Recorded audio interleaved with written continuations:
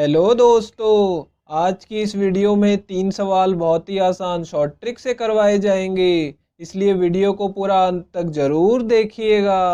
तो आइए दोस्तों, ये पहला सवाल देखते हैं। ए ने एक वस्तु 25% लाभ पर बी को बेची, फिर बी ने वह वस्तु 30% हानि पर सी को बेची। यदि सी ने उसे 280 रुपये में खरीदा तो ए ने वह वस्तु किस मूल्य पर खरीदी थी, ये हमें बताना है दोस्तों इस सवाल को करने की आज मैं आपको बहुत ही आसान शॉर्ट ट्रिक बताने वाला हूँ, इसे ध्यान से देखिएगा। तो देखिए दोस्तों, इसमें क्या बोला जा रहा है कि ए ने एक वस्तु 25% लाभ पे बी को बेची है। ठीक है दोस्तों, तो सबसे पहले देखिए दोस्तों, आपको क्या करना है, यहाँ पे 100 लिख लेना है। ठीक है दोस्तों, प्रतिशत में बात हो रही है तो 100 लिख लेंगे।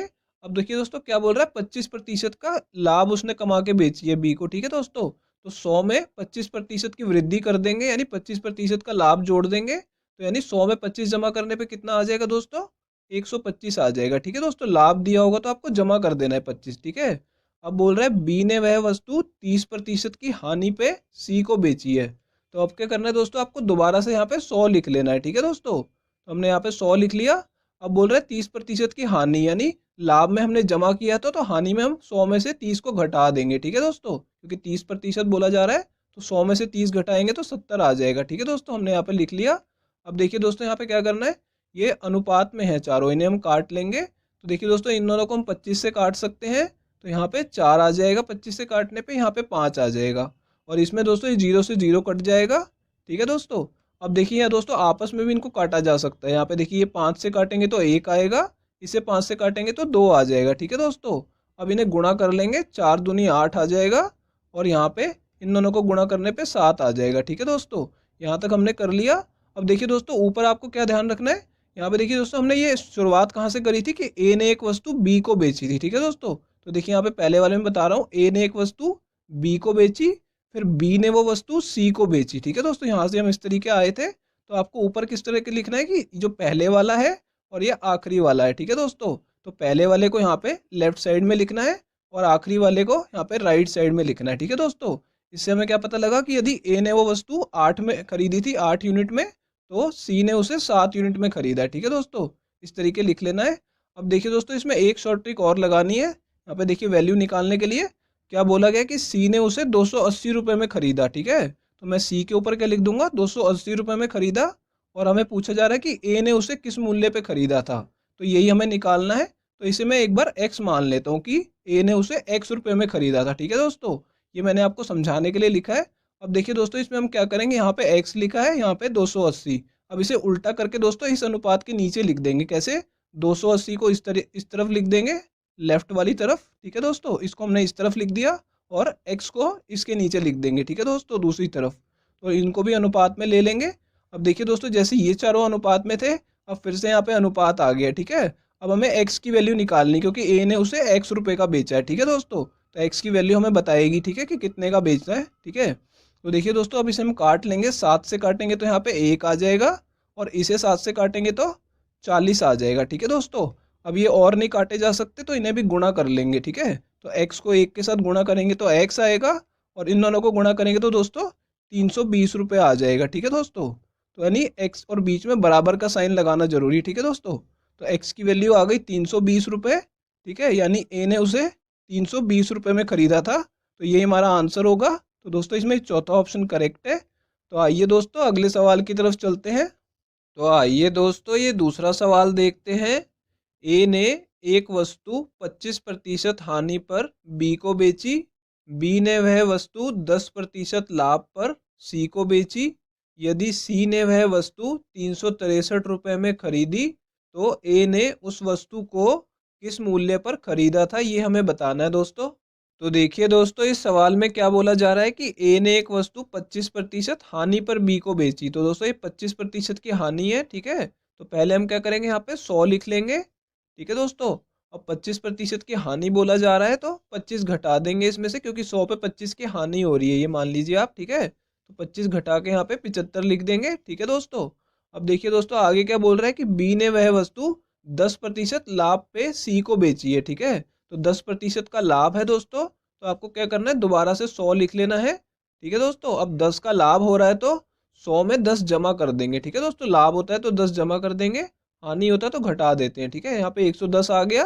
ठीक है दोस्तों, अब ये चारों अनुपात में है तो इन्हें काट लेंगे। ठीक है दोस्तों, यहाँ पे देखिए 0 से 0 कट जाएगा और यहाँ पे इन दोनों को हम 25 से काट लेंगे। ठीक है दोस्तों, यहाँ पे तो इसको 25 से काटेंगे तो 3 आएगा, इसे 25 से काटेंगे तो 4 आएगा। ठीक है दोस्तों, अब यहाँ पे और कुछ नहीं कट रहा है तो इन्हें गुणा कर लेंगे आपस में। 4 को 10 से गुणा करेंगे तो 40 आ जाएगा और यहाँ पे दोस्तों 3 को 11 से गुणा करेंगे तो 33 आ जाएगा। ठीक है दोस्तों, यहाँ तक हमने कर लिया।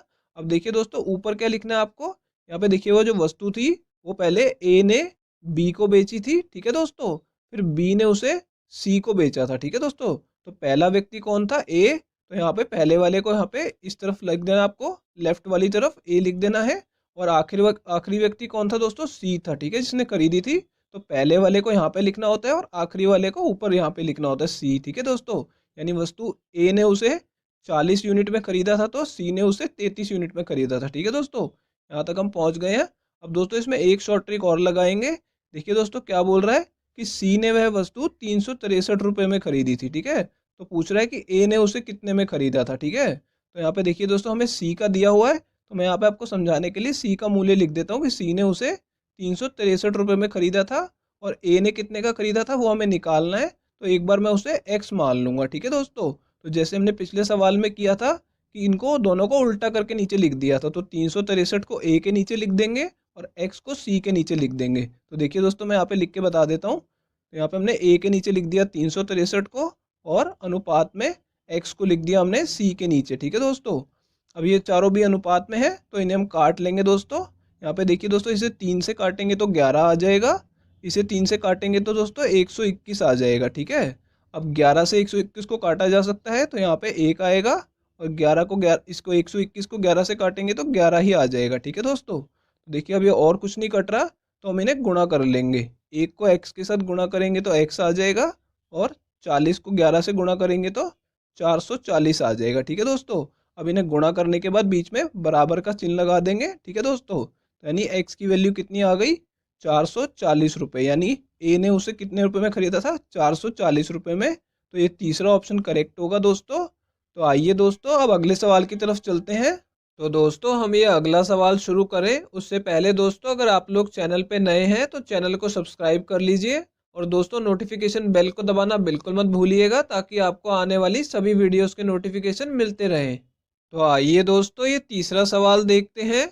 एक साइकिल को 680 रुपये में बेचने पर एक व्यक्ति को 20% की हानि होती है, तो 10% का लाभ कमाने के लिए साइकिल को किस मूल्य पर बेचना चाहिए ये हमें बताना है दोस्तों। तो देखिए दोस्तों इस सवाल में क्या बोला जा रहा है कि 680 रुपये में साइकिल को बेचने पे उसे 20% की हानि हो रही है। ठीक है, अब वो 10% का लाभ कमाने के लिए उस साइकिल को कितने में बेचे।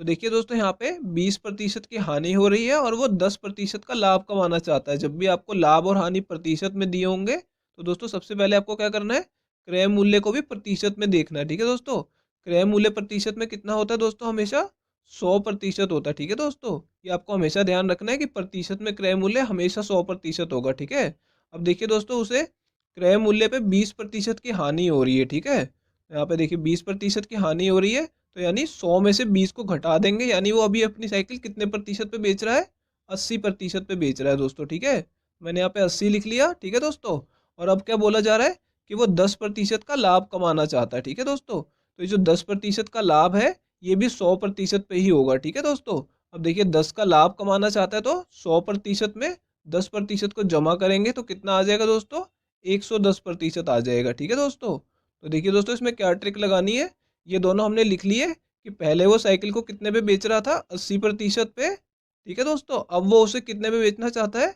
110% पे बेचना चाहता है। ठीक है दोस्तों, यहाँ तक आपको कर लेना है और फिर इसे अनुपात में लिख लेना है। ठीक है दोस्तों, ये बहुत ज़रूरी है।